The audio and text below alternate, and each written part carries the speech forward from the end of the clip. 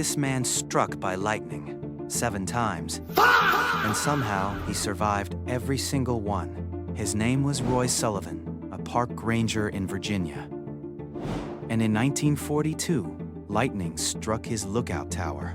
The bolt shot through the tower and hit him. That was only the beginning. Over the next decades, lightning kept finding him, once while driving his truck, another time while fishing, and even once while simply walking outside. 7 lightning strikes. In one lifetime, people started calling him the human lightning rod.